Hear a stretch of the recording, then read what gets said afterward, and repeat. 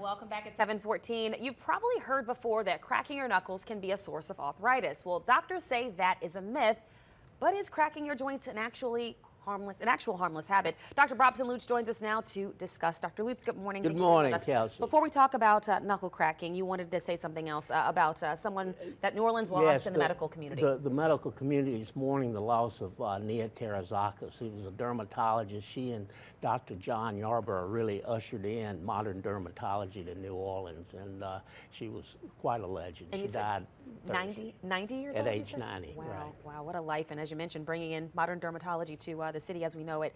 The topic that we wanted to discuss this morning is cracking your knuckles.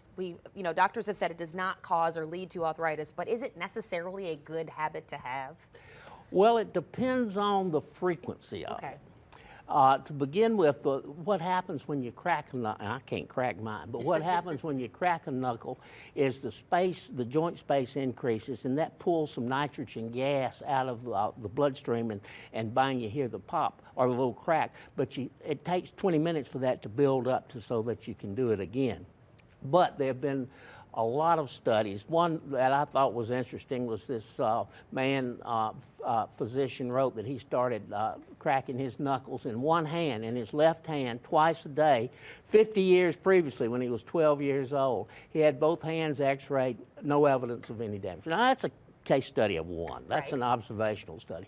But there have been other studies done. There was one about over 200 patients with hands x-rayed and no difference in the knuckles. So it's, as an occasional habit, it's definitely no problem. And I confirm this with a hand surgeon, Dr. Donald Faust, today too, and he says you don't see any problems. But what would concern me is if somebody's popping their knuckles 20, 30 times a day, they may have some kind of obsessive behavioral problem. Well, and you mentioned it takes you said 20 minutes for that gas essentially to build up in between the joints. For the gas to give you the pop, yes. And so if you're doing it faster than that 20 minutes, if you're doing it faster, you're not necessarily going to get the sound. You pull it out, you don't get the sound. But if somebody's cracking their knuckles 20, 30 times a day, whether they're getting the sound or not, there may be some kind of obsessive compulsive behavior going on, suggesting other problems. Right, a nervous habit, a way of dealing with anxiety. Maybe you should find a way to redirect that nervous energy, if you will. Right.